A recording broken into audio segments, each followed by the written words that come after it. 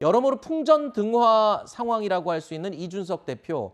오늘은요, 포항 지역을 찾습니다.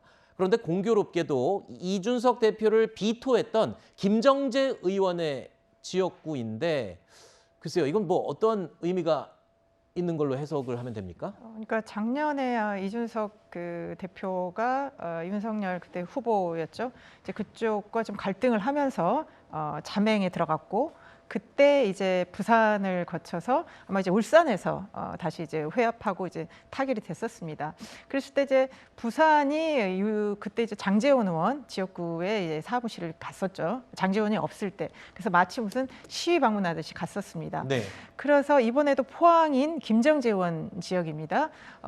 명분은 영일만 대교, 포항의 지역 수건 사업인 동해안대교의 건설 현장 방문차, 민생 현장 방문차 갔다고는 하지만 공교롭게 이준석 대표를 강하게 반대하고 있는 김정재 의원 지역구거든요. 그랬을 때 이것이 작년에 부산에 마치 그 항의 시위 간 것 같은 그런 메시지가 아닌가, 그런 해석을 낳고 있고요. 근데 아마 이제 지금 또 이준석 대표 입장에서는 워낙 그 머리가 복잡하고 이 네. 갈등이 격화되다 보니까 일단 한번 좀 현장에 가서 네. 사람들도 좀 만나서 힘을 얻고 본인이 뭔가 좀 생각을 좀 정리하는 그런 시간이 좀 필요하지 않나 싶습니다. 그렇군요. 이준석 대표는 오늘도 같은 당 의원들을 향해서 기자들 앞에서 날을 세웠습니다.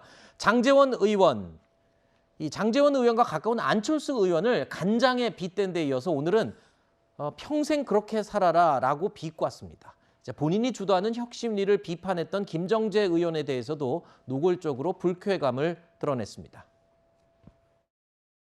안철수 의원이 2016년 총선에서 본인이 20% 이상 이긴 게 상처가 됐을 수도 있다 이런 발언을 하셨는데, 안철수 대표가 2016년에 살고 계신가 봅니다. 예, 뭐 그런 거 평생 즐기십시오. 예. 안철수 의원 관련해서 어제 수도권 당협위원장 모임에 참석을 했다고 하는데요. 이게 좀 본격적으로 당권 뭐 개개인의 정치적 활동에 대해 평가하는 것은 부적절하다 이런 생각을 하고요.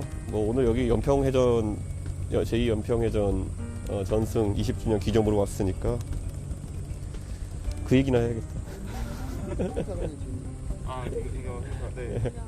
김정재 의원이 솔직히 말하면 뭐 저에 대해서 굉장히 부적절한 발언을 이어나가고 있는 것으로 알고 있는데 그것과 제가 포항 방문하는 것이 무슨 관계가 있습니까? 저는 뭐 어차피 포항 시민들에게도 지지받지 못할 행동이다 이렇게 보고 있고, 그렇다고 해서 포항을 못 갈 이유는 없다.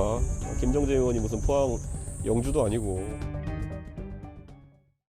금 의원님, 아까 이럴 때일수록 이준석 대표가 말을 좀 아껴야 된다라고 아까 말씀을 하셨는데, 지금 얘기를 들어보면 이준석 대표가 이 사방에 지금 적으로 둘러싸여 있는 상황에서 또 계속 적을 양산하는 건 아니냐, 이런 생각까지 듭니다. 전혀 멈추질 않는군요. 그 성격이고 스타일이죠. 뭐 제가 사실 예, 말을 아끼라는 이야기를 하고 그런 기대를 했는데 아마 그런 기대에 부응하기 좀 어려울 거라고 보고요. 네. 워낙 이준석 당대표는 자기 생각을 뭐 거의 다 쏟아내는 네. 스타일로 정치를 해왔고, 그게 또 어느 정도 또 효과가 있었고, 그렇죠. 예, 그건 분명합니다. 그런데 결국 그랬던 그런 어떤 성격이나 태도의 결과가 지금 나타나는 거거든요. 네. 그러니까 이준석 당대표는 정말 제가 봐도 장점이 많은 아주 젊은 정치인이에요. 저도 상당히 그 좀 지원을 했고, 네. 그런데 이런 일이 왜 벌어졌을까? 사실 국민의힘 윤리위가 당대표를 심판대 위에 세운다는 것 자체가 정말 있기 힘든 일이죠. 네.